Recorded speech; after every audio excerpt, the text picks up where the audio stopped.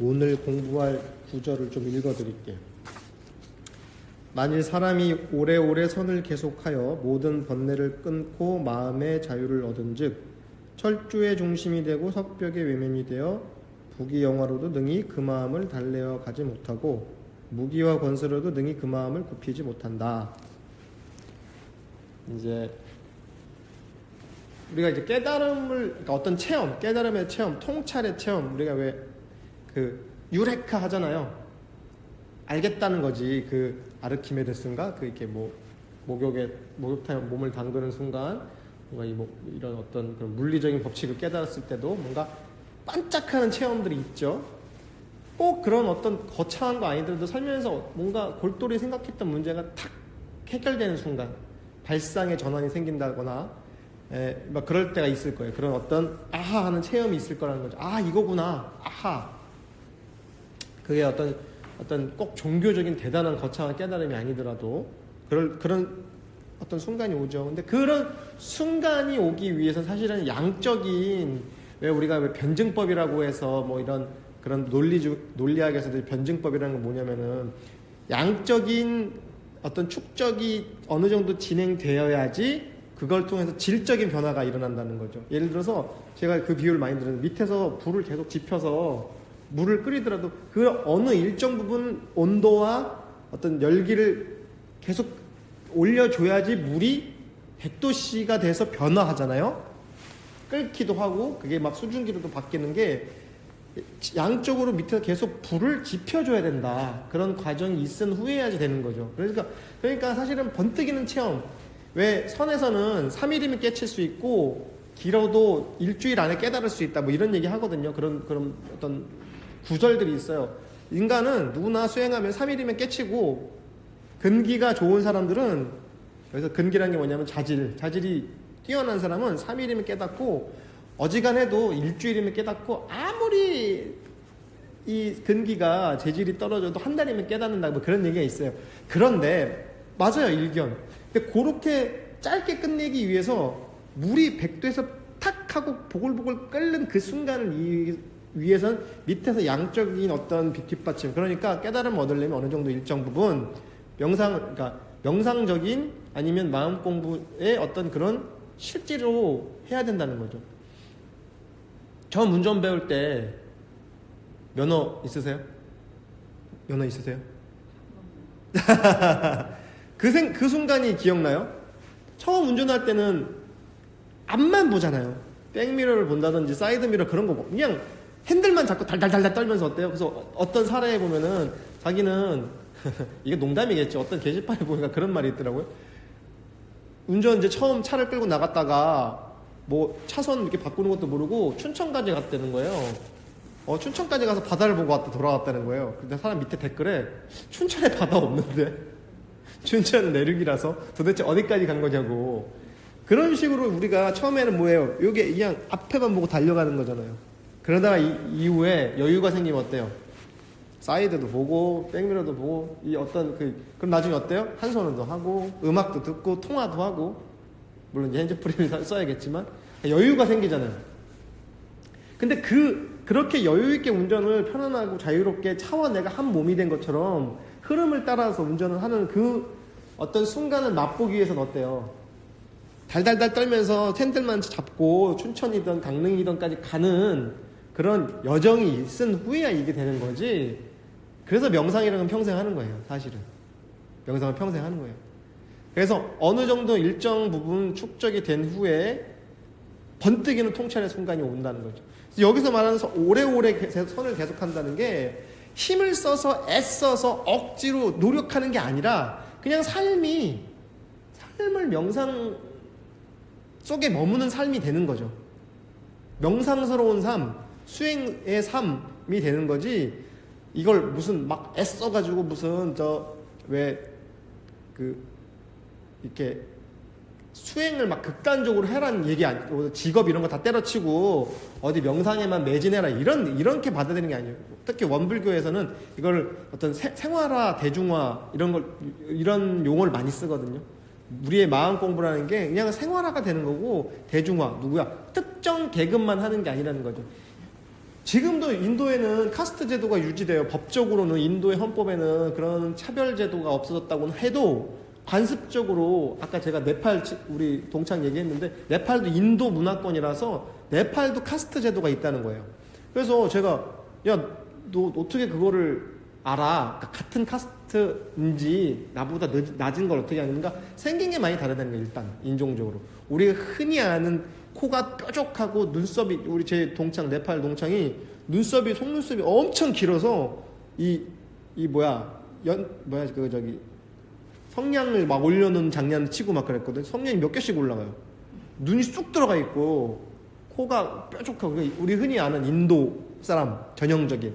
근데 낮은 카스트는 좀 더 까무잡잡하고 왜냐면 이게 인도에도 역사적 드라비다족이라고 해서 원래 토착민이 있고 아리안족이라고 해서 이 유럽 쪽에서 이제 어떤 다른 문명권의 이 사람들이 들어가서 드라비다족을 남인도 쪽으로 남쪽으로 몰아내고 이 인도를 차지하게 되는 거거든요. 그러니까 요 남인도 쪽 사람들은 좀 더 약간 흑인스러워요. 더 까무잡잡하고 덩치도 작고 그런 식으로 차별 제도를 유지하는데 이름도 틀리고 성을 쓴다. 우리도 사실은 제가 이제 농담으로 김이 박은 다 의심해 봐야 된다는 얘기 하거든요. 김씨 씨 박 씨들은 일단 기본적으로 의심해 봐야 돼. 왜? 그 면천이라고 해서 그 면천 맞잖아요. 그러니까 저기 양반집 내에서 있다가 이제 쉽게 말해서 노비에서 해방되는 거야. 그럼 어때요? 너 이제 면천했으니까 너도 이제 양민이 되는 거야. 성을 가져야 될 거 아닙니까? 성을 어디서 해? 그럼 주인집 성 가져가는 거야. 주인집 성을 그냥 따라가는 거야. 너 오늘부터 김씨 해라, 이씨 해라, 박씨 해라. 그러니까 왜 이렇게 한국 사람들 김씨가 많냐? 외국인들 놀란다잖아요. 무슨 킴 다 킴이잖아요. 김씨 왜 이렇게 많냐? 의심해 봐야 되는 거야, 사실은. 이 조상들을 나쁜 의미가 아니라. 그래서 뭐 김해 김씨의 뭐 예를 들면은 뭐 무슨 김씨 우리가 명문 저희 미랑박 씨거든요. 제가 맨날 농담해요. 나는 솔직히 우리 조상님들 의심스럽다. 아니 조선이 개국할 때 양반이 5%가 안 됐다는데 나중에 조선이 망할 때 되면은 7, 80%가 다 양반이거든요. 면천 받고 족보사 아니면 이제 뭐 장사를 해서 평민이었는데 장사를 해가지고 이제 이제 좀 어느 정도 기반을 갖게 되면 어때요? 족보 하나 가져야겠다. 신분 세탁을 해야겠다. 그럼 이제 족보 사는 거죠. 그래서 김이박 씨들은 의심을 해봐야 된다고 제가 그러는데 뭐 이제 뭐 그런 식으로 이 차별제도들이 깊이 한 이런 축적돼 있고 그게 아주 고정돼 있는 사회에서는요 명상을 아무나 하는 게 아닙니다. 인도 같은 데는 브라만 이제 왜 우리 브라흐만, 크샤트리아, 바이샤, 수드라 대표적인 4개의 종족 카스트로 나누잖아요. 종족은 아니고 이제 계급으로 나누는데 그 안에서도 같은 카스트 안에서도 예를 들어서 브라만도 천층만층이에요. 그 안에서도 다양해요. 그러니까 명상을 하층민이 명상을 하겠다? 큰일 날 소리예요. 모험하는 거죠. 예를 들어 유학 우리가 성리학을 기반으로 했던 조선도 마찬가지 아니에요? 천민인데 글 공부하고 뭐 이렇게 이런 걸 논할 수 있겠어요? 못하는 거죠. 선비의 삶 이런 거를 꿈꿀 수도 없는 거죠. 근데 지금 시대는 그렇지 않죠. 누구나 명상을 할 수 있죠. 의지만 있으면 본인들이 안 하려고 해서 안 하는 거지 의지만 있으면 누구나 개방되어 있는 거죠. 세상이 바뀐 거예요. 사실은 제가 여기 여러분들 앞에서 명상을 가르친다고 폼을 잡고 있지만 예를 들어서 조선시대 같았으면은 우리 집안이 노비였고 전민이면 우리 민호 씨네 집에서 제가 이렇게 막 일하고 많이 막 있을 수도 있는 거예요. 전혀 그 벽을 못 넘어 어지간해서는. 그런데 이 그러니까 인도에서도 그 브라만족들은 아까 잠깐 육식 얘기 잠깐 얼핏 했는데 뭐 돼지고기 소고기 얘기 잠깐 했는데 상위 카스트들은 상위의 브라만들은 본인들이 영적으로 맑음을 유지하기 위해서는 채식을 하는 거예요. 그게 권리야. 채식을 아무나 하는 게 아니라 그러니까 낮은 족속일수록 아무거나 먹는 거야. 먹을 게 오히려 상대적으로 먹을 게 없으니까 뭐 저기 뱀도 잡아먹고 쥐도 잡아먹고 하는 거예요. 낮은. 근데 상위 카스트 브라만 같은 브라만에서도 고도의 높은 계통은 어때요? 나는 저런 천박한 것들과 달라. 그러니까 어때요? 자신의 영혼을 맑게 유지하기 위한 방법으로 채식을 하는 거죠. 그렇다고 해서 정말 그런 생각을 가진 것 자체가 영혼이 맑지 않은 거지만 어쨌든 어때요? 저런 천박한 것들과 함께 같은 음식을 먹을 수 없어. 심한 경우에는 채식도 여러 가지 층이 있는데 아예 완벽한 채식은 예를 들어서 뿌리 식물만 먹는 것도 있어요. 예. 그리고 아니면 열매가 떨어진 것만 먹는 거. 왜? 아예 극단적인 불살생이기 때문에 뭐 우유 같은 건 말할 것도 없고. 예. 근데 이제 뭐 페스코 이런 거는 예를 들어서 뭐 해산물까지 먹는 뭐 채식도 여러 단계가 있다고 제가 들었는데, 그러니까 뭐 예를 들어서 해산물까지는 먹는다. 또는 그러니까 가금류까지는 먹는다. 닭까지는 먹는다. 그러니까 네 발 달린 사육을 안 먹겠다. 예, 돼지, 소 이런 것들 안 먹는 것도 뭐 일종의 채식의 예비의 범주로 들어간다는데, 하여간 인도에서는 브라만들은 수행을 하는, 명상을 하는 브라만 계급들은 본인들의 영적인 영혼을 맑게 하기 위한 수단으로 채식을 했다는 거예요. 근데 사실 역으로 부처님이 그걸 깬 거죠. 부처님은 브라만이 아니었죠. 크샤트리아 계급이죠. 이건 뭐냐면은 정치하는 계급, 장군. 쉽게 말해서 정사를 돌보는 계급이죠. 그러니까 오히려 인도에서는 브라만, 영적인 제사장인, 수행자인 계급이 오히려 제일 높았다는 거예요. 뭐 유럽 같은 데서는 왕이 제일 높은 거잖아요. 정치를 하는 계급이 제일 높은 건데, 인도는 역으로 영적인 계급이 더 높았다는 거죠. 어쨌든 부처님은, 그래서 부처님이 처음에 명상을 한다는 할 때 아버지가 반대한 이유 중에 하나도 그런 연관이 있는 거예요. 우리는 브라만이 아니야. 우린 정치를 하는 계급이야. 우리는 통치를 하는 계층이고 나라를 다스리는 계급이지 영적인 수행을 하는 계층이 아니야. 그러니까 너는 전륜성왕이 되어야 해. 전륜성왕이 뭐냐면은 그러니까 이상적인 군주, 인도의 전역을 통일하는 어떤 전설적인 군주. 그래서 왜 부처님 당대만 해도 도시국가, 부족국가니까 다 쪼개져 있으니까요. 그러니까 부처님 아버지 정반왕은 우리 아들이, 그러니까 왜 그 얘기가 있거든요. 부처님도 태어날 때 왜 며칠 전에 크리스마스 때 동방박사 세 사람이 뭐 이렇게 뭐 예수님의 탄생을 예견했다, 그런 것처럼 부처님도 비슷한 게 있어요. 아시타라는 선인, 그러니까 도인, 도사, 수행자가 왕궁에 와가지고 이 소식을 듣고 와서 봤더니 펑펑 우는 거야. 이 새로 태어난 왕자를 보고 이 아시타라는 선인이 막 펑펑 울기 시작했어요. 그러니까 안 좋은 징조가, 왜 울어? 얘가 태어났는데 그래서 당신 왜 우냐? 이런 경사스러운 날 내 아들이 태어났는데, 나의 계승자가 태어났는데 우는 이유를 말해라 할 때, 이 아이는 장래에 반드시 부처님이 되거나 전륜성왕이 될 겁니다. 전륜성왕 아까 얘기했던 그 전설적인 군주, 아니면 진짜 붓다가 될 거다. 깨달은 자가 될 거다. 근데 왜 울어? 나는 이제 나이가 먹어서 이 아이가 커서 붓다가 되거나 전륜성왕이 되는 걸 못 보기 때문에 그게 너무 한탄스러워서 웁니다. 그럴듯하죠. 근데 이 말미로, 그런데 이 아이는 전륜성왕보다는 부처님이 될 겁니다. 이래서 부처님 아버지가 부처님을 밖에도 못 나가게 했다는 거 아니에요. 밖에도 못 나가. 왜? 그런 백성들이 사는 모습을 보고 연민의 마음이 날까봐, 자비의 마음이 어때요? 수행자의 길을 들어설까봐 그러니까 어떤 궁중 안에서의 어떤 그런 물질적인 감각적인 쾌락을 마음껏 누리게. 그래서 기록에 따르면 부처님은 정실 부인이 셋이 있었다고 해요. 정부인이. 그러니까 마야 부인은 이제 어머님이고, 부처님이 그 부인이 이제 야쇼다라라고 해서 있거든요. 근데 실제로 역사적 기록을 찾아보면 정실 부인은 3명이 당연하지 않겠어요? 왕정 사회에서 어떤 분은 부처님이 어떻게 뭐 첩실을 두는데, 첩실이 아니라 정실 부인만 셋이고, 그럼 여기 정실 부인 아닌 부인들은 얼마나 많았겠어요. 근데 이제 아들은 외동 아들만 라훌라라고 해서 야쇼다라에게서 아들 하나만 두게 되긴 하는데, 왕주 국가에서는 부인을 많이 두는 건 중요합니다. 왜? 계승할 수 있는 아들을, 왕자를 낳는 게 중요한 일이기도 해서 조선왕조에서 그게 되게 궁중 안에 암투가 있기도 하고 그랬잖아요. 어쨌든 그건 중요한 게 아니고, 부처님조차도 사실은 브라만이 아니기 때문에 명상을 접근한다는 게 어려웠어요. 그리고 그 당시에 우리가 스님을 부를 때 사문이라고 부르기도 해요. 사문. 모래사자에다 문할 때 문 열고 닫은 문. 그게 원래 음역이에요. 의역이 아니라. 그러니까 슈마네라 뭐 그런 발음인데, 슈마네라고 해서 브라만이 아닌데 수행을 하는 계층들이 생긴 거예요.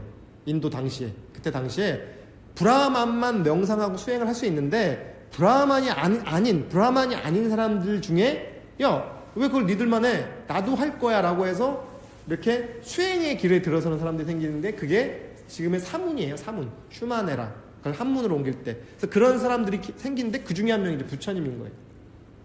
어쨌든 얘기가 막 멀리 왔는데 지금 시대에서는 누구든지 사문이 될 수 있는 거예요. 스님들만 사문이 아니라 그렇게 부처님 당대처럼 나는 명상을 하는데 여러분들 사문이에요.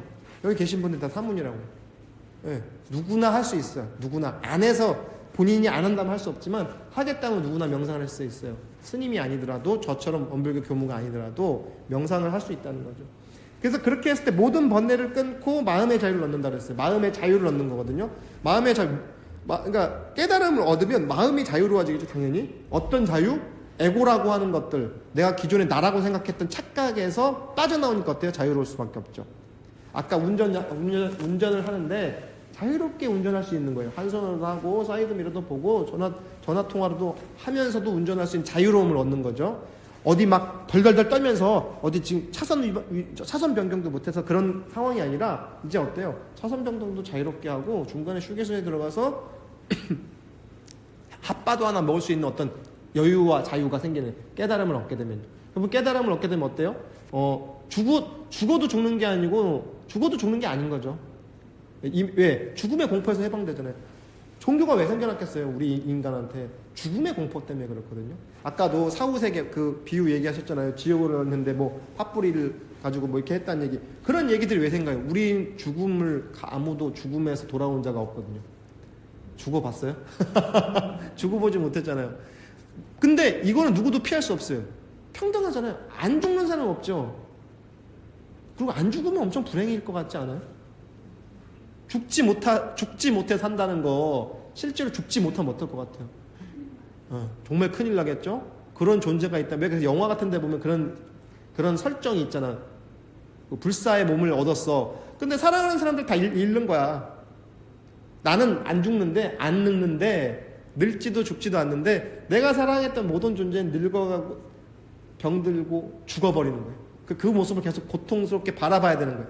그러니까 제가 옛날에 봤던 어떤 영화에서는 자기는 그래서 이제 누구도 안 만나. 사랑하는 사람 다 죽거든. 그러니까 홀로 은둔해서 사는 불사의 존재. 사실은 고통이 있을 그게 오히려 불사의 존재가 된다는 건 영원한 형벌일 수도 있어요, 사실은. 근데 자유를 얻고 보면요, 죽음의 공포에 빠지지 않는 거죠. 왜? 우리는 누구나 한번 다 그 길을 가는 거고, 또 그 생로병사는 계속 연결되어 있고, 우리가 흔히 말하는 윤회를 한다 하잖아요. 윤회를 믿고 안 믿고를 떠나서 그러한 굴레에서 해방되기 때문에 자유롭다는 거죠. 그래서 뒤에 이어지는 그 구절에서 철주의 중심이 되고 석벽의 외면이 된다. 이게 원벽에 쓰는 표현인데, 철주는 뭐냐면 쇠기둥. 철주의 중심, 쇠기둥의 중심처럼 단단해지는 거예요. 명상을 통해서 마음의 자유를 얻으면, 이 수행을 통해서 마음의 자유를 얻고 보면요, 인간의 정신 상태가 어떻게 되냐? 철주의 중심, 쇠기둥처럼 돼. 단단한 거. 그리고 석벽, 돌로 된 벽에 왜 벽같이 되는 거예요? 단단한. 그러니까 인간의 마음을 비유하는 다양한 표현 중에 하나가 뭐냐면요, 마음이 허공처럼 된다. 우주처럼 된다. 어떤 공간적인 영역을 벗어나 버리니까 허공처럼 되거나 물로도 비유하죠. 우리의 마음 맑은 물로도 비유하죠. 우리 마음이 맑고 투명한 거를 물로 비유하죠. 물은 어때요? 자기 형상을 고집하지 않으니까 수행을 통해서 마음이 열리면요, 고정관념이나 이런 거 있죠. 그런 것을 벗어나. 근데 우리가 갖고 있는 가장 큰 고정관념이 뭐냐? 나라고 하는 생각. 내 거, 내 죽비, 내 핸드폰, 더 나가서 나. 지금 계속 제가 얘기하는 것 중에 다 내 거, 나라는 거 하는 거. 그게 제일 큰 착각인 거죠. 우리가 갖고 있는 제일 근본적인 착각은 나라는 것에 대한 고집. 그게 사라지니까 물처럼 맑아지고 허공처럼 텅 비고 이렇게 되는 거죠. 근데 반대의 비유도 있어요. 다이아몬드처럼 단단해진다. 왜? 다이아몬드는 물론 이제 지금은 과거에는 가공한 어떤 물질적으로는 가장 단단한 경도를 갖고 있다고 하니까 다이아몬드로 비유를 하죠. 그래서 금강경 할 때 다이아몬드, 영어로 금강경을 다이아몬드 수트라라고 그래요. 다이아몬드 수트라. 우리가 이제 한문으로 이제 그 쇠금자를 쓰는 것처럼 이 금강경을 영어로 옮길 때는 다이아몬드 수트라. 다이아몬드처럼 변함없는 진리의 상징. 절에 가면 부처님 불상이 다 노란색이죠. 금이잖아요. 금불상이잖아요. 왜? 금은 변함이 없는 변화하지 않는 물질로 알려져 있어요. 그러니까 이제 금칠해가지고 막 부처님 저거 비싼 거다 이런 의미가 아니라 금은 변함없는 물질 중에 하나래요. 그 형태가, 그러니까 그 성질이. 그런 것처럼 다이아몬드는 가장 강한 물질, 깨지지 않는 물질. 그러니까 부처님의 지혜를 설명할 때 부처님을 이제 금색선이라고 해서 금 색깔을 가진 신선이라고 해서 금선이라고 옛날 부르기도 해요. 중국에서, 그러니까 중국에 불교가 넘어왔을 때, 저 노란색 불상을 이제 가져왔을 거 아니에요, 인도에서. 그러니까 이제 중국 사람들은 그게 되게 생소하지 않아요? 저게 뭐야? 근데 그 누런 금색인데, 저 부처라고 한다. 저 부처인데, 그럼 부처가 뭔데? 아, 중국으로 치면 신선이야. 신선을 의미하는 거야. 제가 지난주엔가, 국립국가관에 무슨 공연을 보러 갔어요. 공연을 보러 갔어요. 무슨 공연이냐면 그러니까 아들 순종이 아버지 고종황제를 위해서 잔치를 열어드리고 싶다. 그래서 그걸 이민년에 잔치를 열었다. 이민진년. 그러니까 그러니까 그때는 이제 대한제국이지만 하여간 조선왕조 마지막 임금 잔치야. 임금한테 올렸던 격식이 있는 잔치를 열어서 아들 왕자가 와서 아버지한테 술을 올리고 먹이는데 그게 하루 종일 그렇게 했대요. 이게 우리가 흔히 말하는 잔치라서 술 먹고 노는 게 아니라 그 자체가 하나의 의식이에요. 사실 잔치가 말이 좋아서 잔치인데. 근데 이제 거기 외국분을 한 분 손님을 데리고 갔어요. 또 외국인들이 많이 왔더라고요. 요즘에 한류 이런 거에 관심이 많은 거. 외국인들이 저게 뭐 재밌을까? 이렇게 막 계속 절하고 흥하면 또 고개 들고 이런 거 계속 제사 지내듯이 하는 게 말이 좋아서 잔치지. 근데 거기 번역 중에 거기 나온 말 중에 신선 이런 표현이 있어요. 신선처럼 불로초 무슨 이런 이렇게 오래 사시라 그런 가사가 있어요. 그러니까 외국인이 끝나고 나서 신선이 뭐냐고 질문을 한 거예요. 저희한테. 신선을 뭐라고 하면 좋겠어요, 민호 씨? 오래 살라고 하는 거라고요? 그러니까 신선이 어떤 의미냐고 물어본 거예요, 우리한테. 신선이 뭐야? 라고 물어봤어요, 외국인이. 그럼 신선 뭐라고 설명할 거예요, 신선? 제가 신선이 신선 뭐라고 할 거예요, 신선? 어떻게 설명할래요, 신선 외국인이 신선이 도대체 뭐야? 난감하죠. 그러니까 우리 근데 신선이 뭔지는 알겠죠? 수염. 그런 생각이 나요. 그쵸?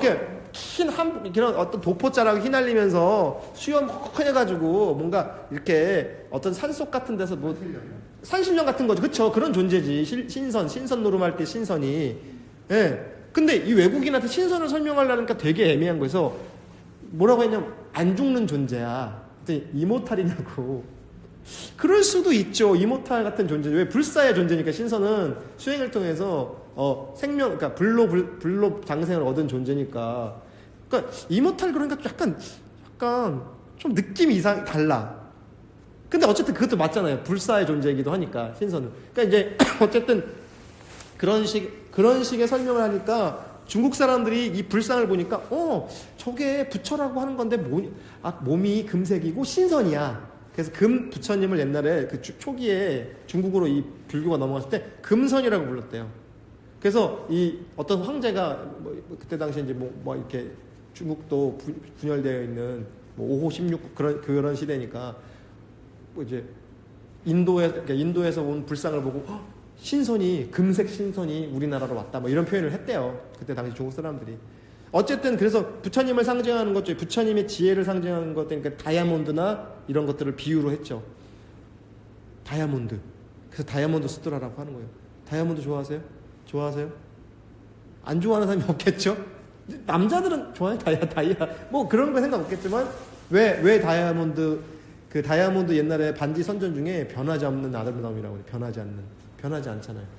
그 아름다움과 강도가 변하지 않으니까 그렇지만 물질적인 다이아몬드조차도 언젠가는 다 성주괴공으로 사라지는데 부처님과 같은 성인의 지혜는 절대 사라지지 않는다. 그래서 이 부처님의 가르침인 금강경을 다이아몬드로 비유한다.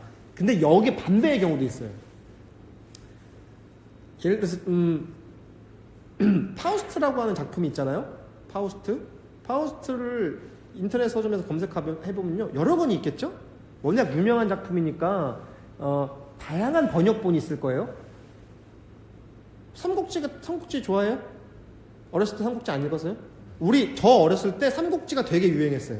삼국지란 게임도 유행했지만 실제로 삼국지를 게임도 했지만 책으로도 많이 봤어요. 제일 유명한 게 이문열 삼국지가 유명하죠. 이문열 삼국지. 그리고 근데 그뿐만 아니라 그 전에는 예를 들어서 정비석이라고 하는 옛날 작가가 있어요. 그분이 번역한 삼국지도 유명했어요. 그 전에 이문열의 삼국지가 나오기 전에는. 근데 같은 삼국지인데 느낌이 달라. 왜? 번역한 사람이 다르니까 자기만의 맛으로 번역을 해요. 다양한. 그러니까 이 금강경도 어땠겠어요? 인도에서 넘어올 때는 인도에서 넘어와서 중국말로 번역을 해야 되잖아요. 그러니까 다양한 번역본이 있어요. 몇 가지의 번역본. 근데 요 여러 가지 판본마다 느낌이 달라. 예를 들면은 우리가 지금 보는 그 금강경은 현장법사라는 양반이 번역한 삼국지예요. 현장법사가 누구냐면은 들어봤죠? 아니 갑자기 이 얘기를 들으니까 네. 이래서 통역이 되게 중요하고. 그쵸. 통번역이 정말 중요한 거예요. 그래서 불교가 인도에서 중국으로 넘어갈 때 지금 말한 통번역이 너무 잘 된 종교가 된 거예요. 불교가 성공한 이유 중에 하나가 어서 오세요. 열심히 뛰어 어서 오세요. 불교가 히트를 쳤던 이유 중에 대표적인 게 번역이 너무 잘 된 거야. 또 반대로 성경이 우리말로 번역됐잖아요. 번역이 너무 잘 된 거예요. 예를 들어 성경도 다양한 판본이 있잖아요. 우리나라 한글 성경도 무슨 뭐 개역 개정판, 뭐 공동 번역, 킹 제임스 성경 다양한 번역이 있어요. 우리나라로 번역된 것도. 그래서 성경도 저기 서점 가면 성경책도 종류가 워낙 많아. 같은 성경인데 왜 이렇게 많지? 번역이 다르니까. 마찬가지로 불경도 여러 가지로 번역본이 있는데 금강경을 번역한 것 중에 하나가 제목이 우리가 제일 유명하게 알려진 게 이제 아까 얘기했던 현장법사의 금강경이 제일 지금 그냥 우리가 흔히 보는 서점에서 사는 금강경은 현장법사의 금강경이에요. 제일 히트 친 게. 근데 현장법사가 우리가 흔히 현장법사가 제일 유명한 게 뭐냐면요. 저기잖아요. 서유기의 주인공 삼장법사. 삼장법사가 현장법사의 롤모델이에요. 그러니까 흔히 거의 그냥 현장법사예요. 그 사람이 롤모델이. 안 놀래요? 안 놀랬어요? 우리가 그래서 삼장법사라고 하는데 흔히 삼장이 뭐냐면요. 불교의 교리를 경율론으로 나누거든요. 경은 뭐예요? 부처님 말씀. 율은 뭐냐면 부처님의 말씀에 대한 해석. 그리고 계율, 경율론의 율은 계율. 이 세 가지가 불교의 경전을 성립하고 있는데 요 세 가지에 능통한 사람을 삼장, 세 가지의 이거 트리피타카 이러거든요. 인도말로. 이 세 가지에 능통한 사람은 같은 스님이라도 레벨이 달라. 대학 교수 정도 되는 거야. 대학 교수 중에서도 상당히 정년 보장되는 테뉴어 정도 되는 거예요. 쉽게 말해서. 그래서 삼장법사라고 하는데 그 현장 스님이 삼장법사였어요. 그러니까 인도에 가서 불경을 수입해 오고 그 수입한 인도말 불경을 앉아가지고 계속 번역해. 그래서 히트친 게 지금 보는 금강반야 바라밀경. 그게 지금 우리가 제일 많이 보는 금강경인데 다른 판본 중에 뭐가 있냐면 능단 금강반야 바라밀경이 있어요. 능이 단 끊어버릴 수 있다. 뭐를? 금강을. 완전 해석이 달라지죠. 앞에 말하는 금강은 너무 아름답고 변함없는 진리야. 그래서 다이아몬드 같은 상징이라 해서 금강경이고 뒤에 다른 능단 금강은 뭐냐면 금강은 깨서 없애버려야 할 거야. 끊어버려야 될 존재야. 그래서 앞에 금강은 지혜의 금강인데 뒤에 금강은 번뇌와 탐욕과 욕심과 에고의 금강을 깨버려야 된다고 해서 같은 책인데 완전 다르게 접근한 거예요. 그러니까 그 당시에 원래 중국은 그때만 해도 어떤 뭐 유교가 뭐 이렇게 번성하고 그런 게 아니. 사실 중국 사람들이 놀랐던 것 중에 하나가 불교 교리가 너무 고차원적인 거야. 거기서 놀랐어요. 중국 사람들이 세상에 이런 게 있나? 어떤 이렇게 높은 고차원의 가르침이 있지? 그때 당시에는 그냥 제사 지내고 뭐 이런 거거든. 중국도 고대 중국도 별로 사실은 정신 문명이 이렇게 별로 중국 사람들 싫어하겠지 당연히 이런 얘기하면. 근데 사실 중국이 그렇게 철학적으로 고도로 발달한 나라는 아니에요. 역사나 고증이나 이런 건 몰라도 문사철 중에 문사철이라고 하는 건 이제 철학은 문학과 어떤 역사는 몰라도 철학은 사실 철학은 사실은 인도죠. 인도 수준이나 이런 것들이. 그러니까 이 불교라고 하는 가르침을 받아들인 중국 사람들이 너무 기함을 한 거예요. 세상에 이런 종교가 있다니. 그러니까 금강경 같은 거 이런 거 어디서 그때 당시 중국은 그런 거 존재하지도 않았거든. 뭐 제 생각이 물론 그건 당신 생각이지 물론 제 생각이죠. 아니라고 아니면 그 사람 말이 맞아요. 제 얘기는 틀린 거고. 그런데 어쨌든 같은 금강을 얘기해도 누군가는 깨서 없애버려야 될 거고 누군가는 고귀한 진리의 상징인 것처럼 진리를 설명하는 여러 중에 하나가 원불교에서는 철주의 중심, 쇠기둥만 해도 단단한데 그 쇠기둥의 중심 보면 얼마나 단단하겠어. 그리고 석벽, 돌로 된 만리장성 같은 거 그런 벽, 돌로 된 벽은 끄떡 없겠죠. 우리의 마음이 단단할 때는 그렇게 단단한 거야. 쇠기둥보다 쇠심줄보다 더 질기고 쇠기둥보다 더 단단한 거예요. 우리 마음이. 근데 반대로 마음을 자유롭게 쓰면 어때요? 허공처럼 확 흩어버리는 거예요. 물처럼 고집하지 않고. 그럼 어때요? 마음은 능수능란하게 쓸 수 있단 말이에요. 마음을 자유자재하게. 그래서 자유자재한 거는 하나님만 그렇게 자유자재할 수 있다고 하는데 동양권 문명에서 깨달음을 얻으면요. 우리 모두 자유자재. 죽음도 자유자재. 내가 가고 싶을 때 가는 거예요. 그리고 더 나가서는 인도의 달라이라마, 다람살라에 계신 달라이라마는 환생하는 존재죠. 환생하잖아요. 환생. 그래서 그 달라이라마는 환생하잖아요. 그러니까 예를 들어서 지금 달라이라마가 돌아가시면 다음 달라이라마를 찾으러 다니잖아요. 어디 환생하니까. 그러면 예를 들어서 전임 달라이라마가 썼던 뭐 이런 염주나 물건 같은 걸 주고 여러 개 놓고 맞추는 거야. 그 달라이라마를 찾아야 될 거 아닙니까? 그럼 어때? 저기가 전생에 썼던 물건이랑 아닌 물건을 섞어놔. 그래서 딱 자기 거 집으면은 이게 물론 요거만 갖고 하는 건 아닌데 다양한 다음 달라이라마를 찾을 때 다양한 그런 게 있지만 이래서 대표적인 게 뭐 이런 자기가 전에 전생 때 썼던 물건 같은 걸 놓고 찾게 하는 것도 있다는 거죠. 근데 그런 존재들 어때요? 태어나는 것도 마음대로 간다는 거죠. 우리 인간들은 우리 중생들은 죽으면은 그냥 랜덤으로 태어나요. 자기의 아까 말한 죄복에 따라서 거기 적당한 대로 태어난다고요. 근데 깨 마음의 자유를 얻은 성인들은 어때요? 나고 싶을 때 나요. 그래서 원생한다고 원생. 원할 때 태어나. 근데 우리 중생 왕생이에요. 왕생. 그냥 가는 거야. 내 의지가 아니라 끌려가는 거야. 옛날에 영화 어렸을 때 봤던 영화인데 사랑과 영혼 그럼 뒤에서 막 그 도자기 만들어주고 뒤에 같이 남자친구가 여자친구 이런 죽는 장면에 뭔가 어둠 약간 우리로 따지면 저승사자 같은 이렇게 해서 쓱 데려가고 그런다고. 우리도 죽을 때 어디로 가는지도 모르게 그냥 쑥 빨려간다고요. 진공청소기에 빨려 들어가듯이. 그런 다음에 다음 생에 툭 패스트 라이프라고 하잖아요. 전생. 그렇게 되는 거라고요. 비유적으로 이게 진짜 사실인지 아닌지 종교적인 믿음의 영역이기 때문에 이걸 객관적으로 증명하느냐에 대해서는 별도의 문제지만 비유적으로 봤을 때 어쨌든 뭐냐? 내 의지대로 안 돼. 나고 죽는 것. 근데 마음의 자유를 얻은 사람들 어때요? 내 의지대로 가능해.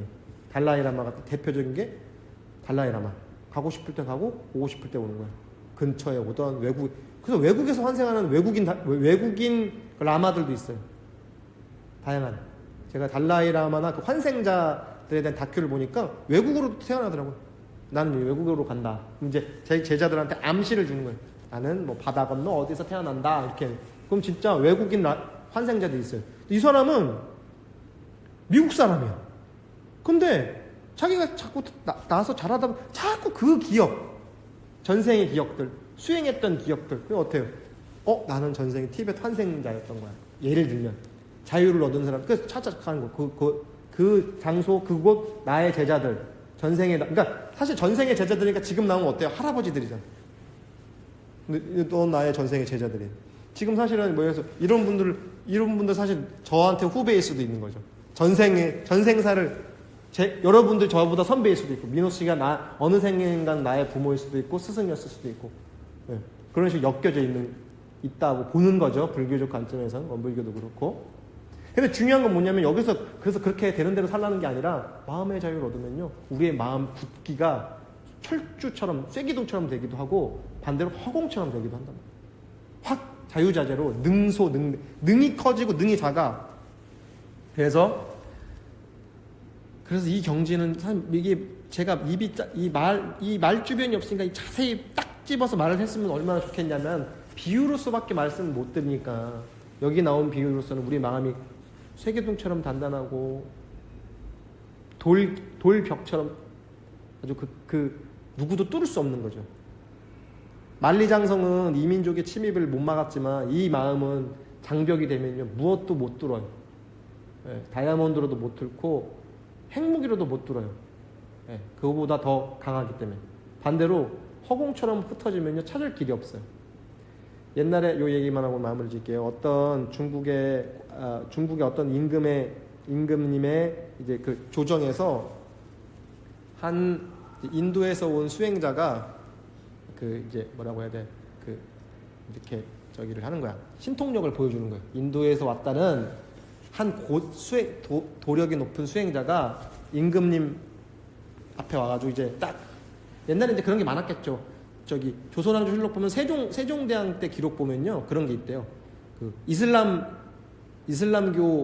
이슬람을 믿는 그 서역 그 저기 아랍 사람이 와가지고 세종대왕 앞에서 그 쿠란을 읽었다는 기록이 있대요.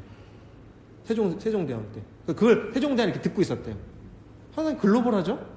되게 봐봐 얼마나 신기하겠어.